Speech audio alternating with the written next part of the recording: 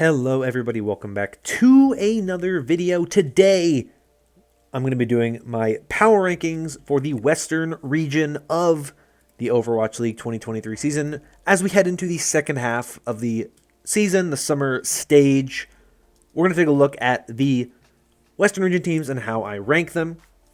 Keep in mind, this is based on kind of a combination of things, based on how I feel about the team, based on what they did in the spring stage, and then what types of things we're seeing from them in terms of roster moves and stuff like that as we head into the summer stage. There's a lot of stuff to talk about here, so a team might be higher than you might expect them to be, or lower than you might expect them to be based on their results from the spring stage, but keep in mind, I am also considering what types of moves and changes they've made as we head into the summer stage.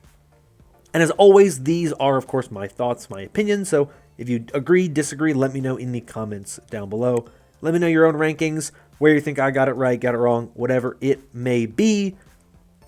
Friday, I'm going to have my Eastern Region power rankings, and I'm going to be including the contenders teams to the best of my ability in that one. I probably will just be including the ones that we know are already going to be there, but you'll see how we do it when the video drops then. But for now, that's it for this intro. So let's go, let's jump in, and let's start with this power ranking.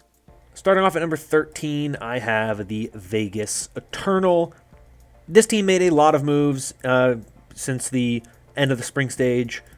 Vulcan, Malthal, and Luke Mino released from this team, and they picked up 2U, Irony, and Knife, all players who were on contenders teams recently. 2U was on SPG, one of the teams that made the Eastern Region qualifiers, Eastern Region knockouts, while Irony was on O2 Blast. Knife, the only rookie added to this roster, was also on O2 Blast. So they made some changes to their roster, but I still don't think this roster is going to be very good. As far as we know, 2U, Irony, and Knife are going to be playing on high ping. I don't think they're going to be here at all. I have no faith in this organization. They have done so many terrible things as a team, and I just feel like there's so little. They've done so little to make me feel like they will still be a good team. They keep abandoning players in the middle of the season. I don't know what the structure is going to look like with the two players that they retain with Rakatak and Dove and how they're going to work with the new roster. It feels like it's just two guys playing together in a room. I guess they're technically separate. And then 3 guys in Korea. It just doesn't really make a lot of sense. I don't think it's going to work super well. I think it is an upgrade across the board. I like Luke Mino a lot. I think maybe you could have held on to him, but they opted not to. So I do think it's a better looking team, but I think there's too many factors that are going to affect this team and impact the way they're able to play that I don't really think they're going to be all that great in the second half of the season. So I will keep them down here at the bottom in the 13 spot. At number 12, I have the Los Angeles Valiant. I think on paper they look like the weaker team than the Vegas Eternal. But we've seen them do decently. We've seen them kind of improve over time. We've seen them look a little bit better in certain points of the season. They still don't look great. They still have obviously limitations. They're not really playing as much of a roster. They're just kind of a bunch of people that are fielded. They're not really a cohesive team. They're not together in any capacity. They just basically have a coach who doesn't even show up for stuff. Like, this team is also chaotic, but they just have looked pretty good, especially because Seeker has looked very, very good. It's been a while since we've seen this team, with the exception of Seeker. Obviously, Seeker was on Team Canada for the World, still is on Team Canada. They advanced in the World Cup, so we saw him recently, and he looked very good in the World Cup, but, you know, means what it means in a region that wasn't the strongest. But this team has not played for a while. It's been the longest, I think, since any other team in the league. So I'm excited to see what they look like when we get back. I don't think they're going to be incredible, but I think that they impressed me enough in the first half of the season when compared to what we saw out of the Vegas Eternal that I do think they should still be in a better spot, and they're not starting where they have to rebuild synergy. They have their synergy they already have. They got to sit down and grind and kind of get better as they could, and maybe they do something in the second half of the year. Maybe they get their win somewhere in the second half, but they still haven't looked great. I still don't think they're a phenomenal team, but at the very least, I think they're in a better spot than the Vegas Eternal, and so I have them here at number 12 in my power rankings. In the 11 spot, I have the London Spitfire. It was a bit of a rough start to the season for them. They did get a couple of wins towards the end of the year that were decent, or to the end of the first half of the year. They got that win over the Toronto Defiant, which is a pretty big one. I think that kind of helped a lot of people really kind of set expectations for where this team is at. But going in the second half of the season, there are some rumors about this team making some roster moves. With some of the stuff that's been happening around the league, there's rumors that Lethal will be leaving this team and going to the Vancouver Titans, and in his place, the London Spitfire will be acquiring Sauna from the Florida Mayhem. Now, this is just a rumor. As of me recording this video, there's no confirmation of this. We don't know for sure that this is going to happen, so consider it as completely 100% speculative. There's no 100% confirmation of this happening. If it does happen, I really like that move. I think that would help them out quite a bit. No dig on Lethal. I think Lethal's a good player. I just think this team is not the best for him. I think that he can't really play to his strengths on this roster when they have Sparker playing the way he does. To me, it feels like Lethal just doesn't get the kind of leg room he would need. I think Sauna is a better player here. I think he's a much more strong, dedicated tracer player for this team. And I think he works a little bit better in terms of hero pool as a result with what you have with Backbone and Sparker. So if that rumor does come true, and they do move off of Lethal, and they do add Sauna, I do think the Spitfire roster should look better. Rush could be the meta in the second half of the season, based on what we're seeing in some of the World Cup games and some of what we're seeing just kind of in scrims and just based on the patch. You know, it's a little too early to tell at this point in time what the strongest meta is going to be for the rest of the season, but I very much think the Spitfire have looked like they're improving, and if those rumors come true, like I said, I think they'll be in an even better spot. So I have my eyes on this team. I think they did not perform well enough in the first half of the season for me to feel like they can move up, really. They missed out on the knockouts, which I think hurts them a lot, but I have not written off this team entirely. I think they definitely have some room to grow, but an 11th spot right now based on what we've seen so far. At number 10, I have the Vancouver Titans. I would have had them higher on this list about a month ago, but things have changed with this team, and I have lowered them quite a bit here to the 10 spot. No dig on Lethal. I think Lethal's a good player. I actually think that he will be a better fit on this team than he is on London, but if he is the player they opt to go to fill in their new hit scan hole that they have, I think that it is a bit of a downgrade. How much of a downgrade we'll see. I think that this roster will suffer a bit. I still think that they would benefit from having a little bit of extra flexibility in this roster, especially now that they are down a player. I think that they could use someone, not the player, someone for the Florida Mayhem, but just they could use somebody else to kind of help round out this team and give them a little bit more of a well-rounded thing. But I still think Sugar Free, Punk, Faith, Crimzo looked very good this year. I think that if the rumors about Lethal are true, I think that they will still be a very solid roster. I think they'll still have a lot of the things you want to see out of them. Like I said, maybe a bit of a downgrade, but all in all, I think that this team will be in a pretty good spot. It's just a lot of teams around them have gotten better, and unfortunately, I don't think you can say the same about Vancouver. I don't think it'll be a massive, significant downgrade to the point where we look at this team and we think they're just bottom of the barrel, but just with the way the series of events unfolded in this past kind of month, unfortunately, Vancouver seemingly is kind of falling behind the 8 ball, and so they have dropped a bit in my rankings, and they are now in the 10 spot. At number 9, I have the New York Excelsior. This team, I thought, looked pretty good at times. Obviously, they got their win over the Toronto Defiant during the knockouts, but unfortunately, we're not able to get past the Washington Justice this time around after they did beat them in the regular season. So they've been relatively solid this season. I feel pretty good about them. I would have put them below Vancouver prior to Vancouver making their roster moves. So I think that based on what we've seen now, what we kind of know from them, they look definitely like a team that is on the rise. I don't think this roster is incredible. I still don't love them putting Fitz in on support. I still think that they should really try to play some of their other support players they have in this roster if they really need it, but it is what it is. The team is what it is. I think that they have some really good pieces. I think Fitz has been very, very good when he does play damage. And even on support, he's not terrible. I think the creative's been a star for this team, honestly. He's been one of the best pieces of this roster. Shockwave and Psycho, they perform. And when Kellen hits, Kellen hits. And Lep is a very, very solid main support we get to see him play. So I don't think this team is bad. I think they have a bit of, maybe an issue with kind of players who are not as multifaceted and multidimensional as you would want. Say someone like Lep, who feels very much like really good Lucio, not great in anything else. So I do think there is room for them to try to improve upon their team and try to kind of become more well-rounded and kind of figure out their rotation a little better.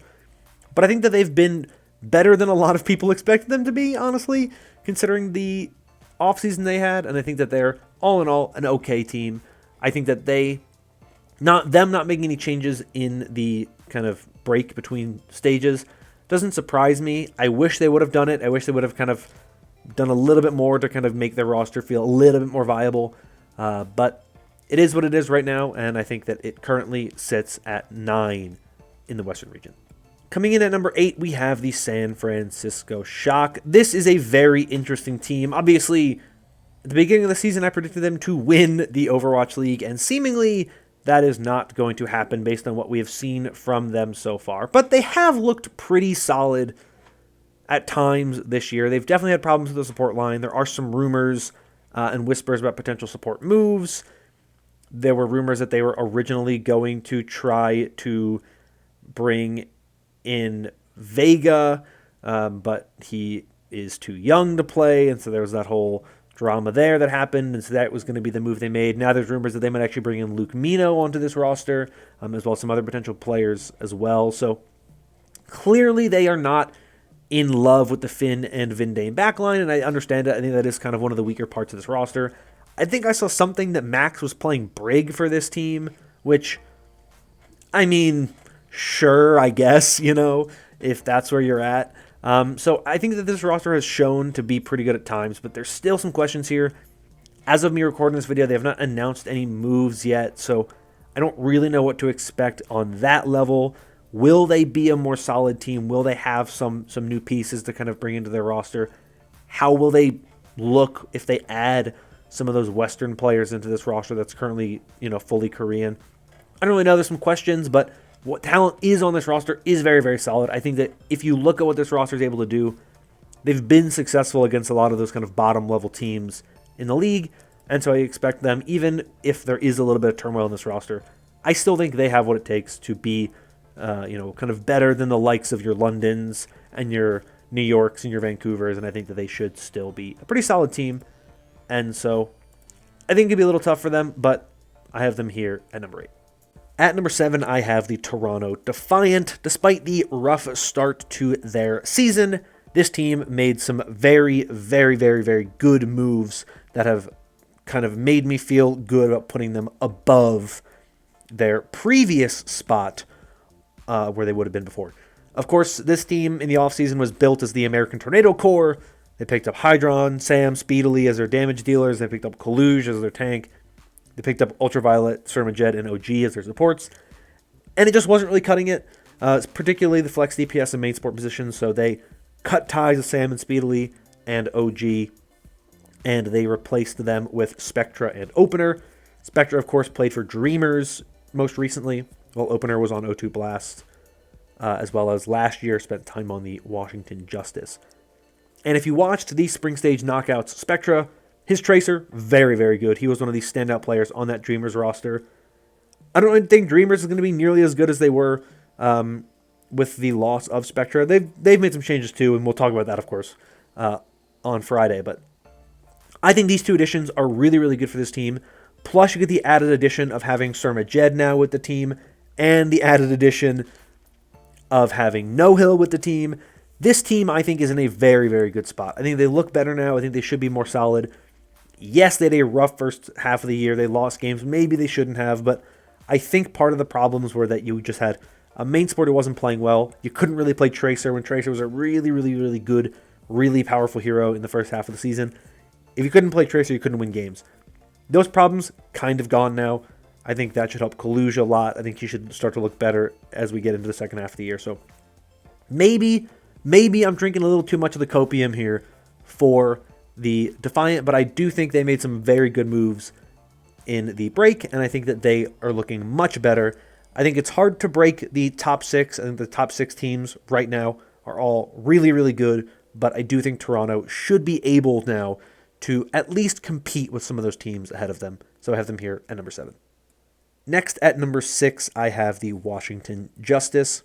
They had a pretty good first half of the year. Obviously, they did not make it to the Midseason Madness, but they did have a decent run in the overall stage. They were one of the top teams in the knockouts group. They lost a very close game to Boston. They beat New York and then ultimately fell to the Florida Mayhem. But the Justice have been pretty solid. But they did make a change in the break, dropping FD God and picking up Dong-hoon, a main sport player, most recently played with Dreamers. Spent some time in EU contenders, because I believe he lived in Europe for a time, though he is a Korean player. So I think Dong-hoon's a very interesting player. I think he does provide quite a bit more for this team. I think we saw at times that FD God just was not as good as... his Lucio, very, very good. His other support heroes leave a bit to be desired. Dong-hoon, to me, is more well-rounded. He provides some things that you don't necessarily get with FD God, which I think is why they made the change. I think it's a good change. I think it's a smart change. I think that it should help this roster out quite a bit. I don't know if it's as impactful of a change as some of the other teams ahead of them made. And that's why I don't have them really kind of moving up at all in these power rankings. Because as much as I think Dong-hoon helps, I don't think he necessarily pushes them from, an 8 to a 10, right? They're still like an 8, 9, type of ranking out of 10. And so I just think that it wasn't enough to really, for me to say, yes, they're now definitively one of the best teams. But I think with the backline of Dong-hoon and Teru and Alfie and Flora and the damage duo, I think that really this team is in a very, very good spot. I think they'll be very competitive. They'll be a very fun watch. And so to me, I think it's pretty clear why they are here at number 6. At number 5, we have the Los Angeles Gladiators. They had a good first half of the season, of course, came just one match, and very close match, that is, short of making it to the Midseason Madness, falling to the Florida Mayhem in the lower bracket finals of the knockouts, which, of course, was the ticket puncher for that Mayhem squad. But the Gladiators looked pretty solid in the first half of the year, but there was one thing that I think most people looked at as kind of one of the problem spots for the team, and that was the tank role. Dante on tank.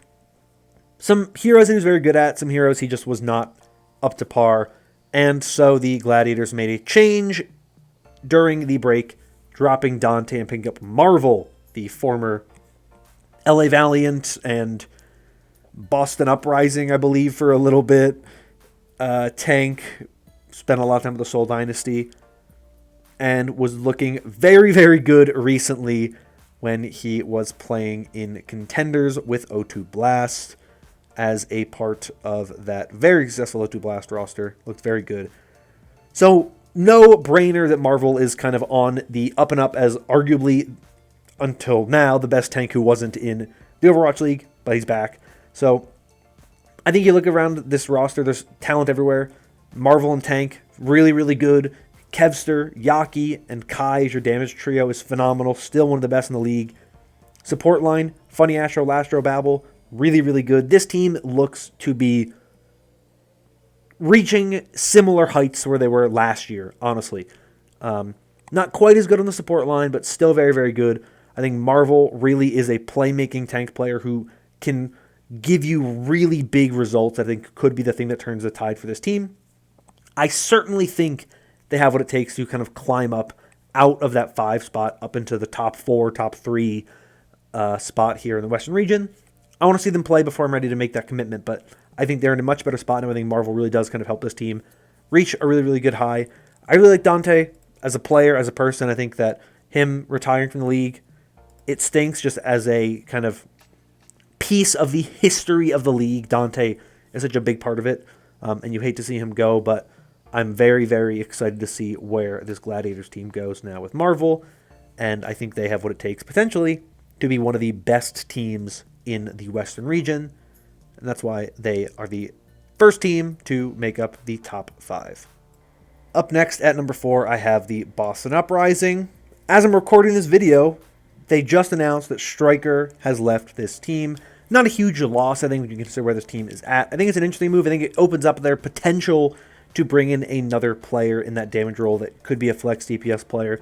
This is just me theorizing as I'm recording this video, but they did also make another move in the break, which was making a change at head coach, relieving Dong Su of the head coaching duties and bringing in Moby Dick as the head coach, who most recently coached with the Toronto Defiant last year. And I think that's a really good move for going in favor of a coach who I think has looked very, very good as a person who can really get this team together. I think this team had some issues in terms of how they played. I think they had some limitations as a team. I think Stryker leaving potentially signals that they want to go for a shift and maybe adding another piece to this team. Maybe Stryker wanted to leave to go somewhere else. Maybe he's going to the Shock. I don't know. But I think that this team looked very, very good when they were playing in the knockouts. They looked pretty good at times during even the kind of season leading up to the knockouts, and they had some moments in the Midseason Madness itself. But I think that their biggest limitation really is that flex DPS role. I think that they need someone who is known for playing flex DPS, someone who's dedicated to that role, someone whose history and career is on that role, because right now it's kind of just Decay and Birdring, and as good of a player as Decay is, he does not play that role, and I think that does limit this team quite a bit. But when they are firing on all cylinders, they are very, very good. They're one of the best teams in the league. They're one of the few teams that I think has looked decent against the Atlanta Reign, so I don't want to discount what this team has done. Love to see where they're going from here. Love to see if there's any moves that happen in between now and when the season actually resumes. But for now, I think they look pretty good. I think they're pretty solid. And all in all, I think that they should still be one of the top teams, especially if Twilight keeps having the campaign he's been having this season. Up next at number 3, we have the Florida Mayhem. They finished 3rd in the Midseason Madness. Bit of a shock when you consider kind of they didn't have the greatest build up to that point in time, but they looked very, very good when we actually got to the main event. Despite a loss early on to the Hangzhou Spark, they were able to beat the likes of the Seoul Infernal and the Boston Uprising on their way to a 3rd place finish. So all in all, a pretty impressive run from them. Like I said earlier in the video, there is a rumor of Sauna being moved from this team to the London Spitfire. I would imagine they have then a plan to add a 6th player once again. I don't know what or who that player would be, but just something to keep in mind with this roster. But considering Sauna was not a huge part of this team's success in the Midseason Madness and in the first half of the year, I don't think it's a huge loss. I think that he's a very good player, and I'm glad he gets the opportunity to potentially go play somewhere else. But when you really look at this team, it's been about someone, it's been about Checkmate, it's been about Merit, and it's been about Charong and RuPaul, and that is still the core of this roster as we go forward. Those 5 have been phenomenal all year. I think they are some of the best players on their role in the game. I don't think it is any surprise when this team is playing as well as they are that they've been able to get a 3rd place finish in Midseason Madness. Obviously, they won the Pro-Am. That's a huge thing to do as well. Even if it's not as big of a deal as something like the Midseason Madness, it's still something worth talking about and worth mentioning. This team has shown they can win. They can beat some of the best teams in the league. And I think that they're in a very good spot to continue that success going forward. They obviously have not crossed that big hurdle of beating Houston or beating Atlanta. Even in the Pro-Am, they didn't beat either of those 2 teams because they didn't play either of those 2 teams. So there's still that kind of lingering, looming threat that they have not been able to topple. But I still think they right now are the best equipped to be able to handle them based on what we've seen from them. Their highs are very, very high, and when they look dominant, they dominate pretty much everybody outside of the top 2. So I think it's pretty safe to say that they are the 3rd best team right now in the Western region. The top 2 in the Western region are pretty clear, so let's kick off number 2, of course, with the Houston Outlaws. They got 2nd in the Midseason Madness. They, of course, have been doing a lot of their success off the backs of Fearless as Winston and the phenomenal backline of Violet and Shu, and some great play from Happy and Pelican in the damage line. So this is one of those teams that really is one of the best built teams, really good players, tons of talent across the board, and a team that you just look at and you think this team is a championship caliber roster, and they've shown it, of course. making it to the Midseason Madness finals, though they fell short and were not able to get the win. But I think there's a pretty big gap between the Outlaws and the Mayhem as the third best team. I think really it is a two-horse race in this region. I think meta will matter quite a bit. I think Houston has a few limitations where I don't feel as great. I think that if they have to play Gargoyle for a whole meta, I don't think this team will look nearly as good. I think that that's one of the weaker places for this team. But the rest of the roster is so phenomenal and so good that even then I'm not that concerned about it. I still think they're one of the best teams in the world. I think there's not a lot to complain about. It's the type of thing of just, you have a team that's like 99% greatness or 95% greatness, right? You're not going to criticize them for being 5% less than like perfection, which is basically what our number one team is. So I think Houston's really, really good, right? There's not a ton you can take away from them. They're very, very successful. They have had a very good run. They just did not get past the juggernaut that is number one. And so for that reason, pretty much guaranteed number 2 spot on probably every power rankings you're going to see before we get into the second half of the year. Number 1, of course, is the Atlanta Reign. Midseason Madness champions. They have arguably the MVP frontrunner with, you can make an argument for Lip, for Chio, for Fielder. All been phenomenal this year. Stalker even.